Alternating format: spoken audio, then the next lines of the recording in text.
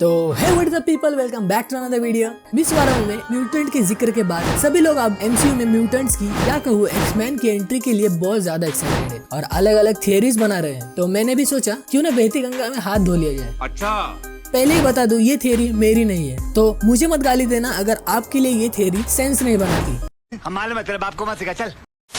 अब मुद्दे पर आते हैं। इस थियरी के अकॉर्डिंग मोनिका रैम्बू, जिसको हमने वांडाविजन में देखा था, जिसे फैंस फोटोन या स्पेक्ट्रम के नाम से भी जानते हैं, वो एक्चुअल में एक म्यूटेंट है। हाँ पता है, मार्वल कॉमिक्स में मोनिका म्यूटेंट नहीं है और उसे उसकी पावर्स जब वो ग्रैंडफादर के कलीग के मदद के चक्कर में एक डिवाइस के कांटेक्ट में आती है जो कि अलग डायमेंशन से पावर ड्रेन कर सकता है और इसी तरह वो एक सुपर हीरो बन जाती है। अब ये मैटर नहीं करता सिंस अगर आपको पता होगा, मिस मार्वल एक कमाला खान भी कॉमिक्स में एक म्यूटेंट नहीं है, पर फिर भी मार्वल ने उसे एमसीयू में एक म्यूटेंट बना दिया। अब मोनिका कॉमिक्स में ज्यादातर स्पेक्ट्रम के नाम से जानी जाती है, पर उसे फोटोन के नाम से भी कई बार एड्रेस किया गया है और शायद एमसीयू में उसका सुपर हीरो नेम फोटोन ही हो, सिंस ये उसकी माँ का कॉल साइन था एमसीयू में। अब इसे साइड में करें तो हमें वांडाविजन में मोनिका की पावर्स उसे कहाँ से मिली ये एक्सप्लेन नहीं किया गया।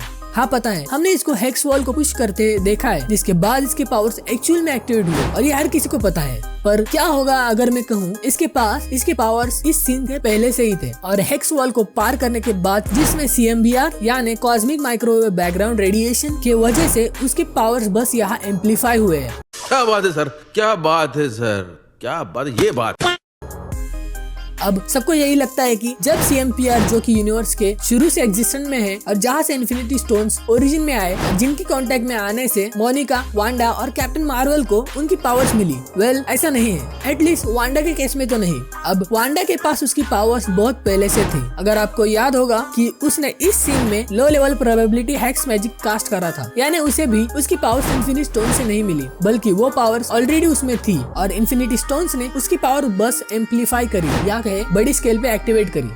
अब आप बोलोगे ये तो ठीक है, पर मोनिका के पास पहले से ही पावर थी, इसका प्रूफ कहाँ है? वेल, उसे प्रूव करने के लिए हमें ये सीन को गौर से देखना होगा। अब आप नोटिस करोगे हेक्स वॉल में धक्का लगाने से पहले मोनिका इस हैच को लिटरली तोड़ देती है। अब देख रहे हो ये उड़ के गिर गया नीचे। लेट्स अज्यूम ये शायद उसके प्रीवियस एपिसोड में हेक्स वॉल के कांटेक्ट में आने से हुआ होगा, पर अगर हम इसका फ्लैशबैक वाला सीन देखें, जब वो ब्लिप से वापस आती है तब वो एक बंदे से टकराती है, जिसके बाद वो बंदा कम्प्लीटली फ्लोर पे लेट जाता है। अब यहाँ मोनिका भाग नहीं रही थी और ना ही ये बंदा दिखने में कमजोर दिख रहा है, पर फिर भी वो गिरा। और तो और मार्वल ने हमें ये सब दिखाने का कष्ट भी करा, यानी ये सीन हमें इंटेंशनली दिखाया गया है। बात तो सही है।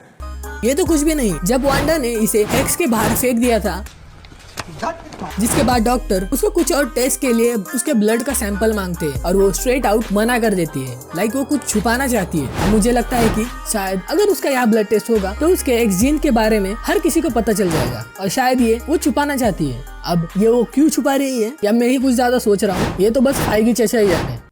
वेल, यही था आज का वीडियो। आपको क्या लगता है मेरी ये सारी बकवास सुनकर? कमेंट करके मुझे जरूर से बताना। अब कहीं जाने से पहले वीडियो को लाइक कर दो और फटाफट चैनल को सब्सक्राइब भी कर दो। इसी तरह मार्वल से जुड़े कंटेंट के लिए आपको आपकी फोन की कसम। मैं मिलता हूँ आपको नेक्स्ट वीडियो में, तब तक के लिए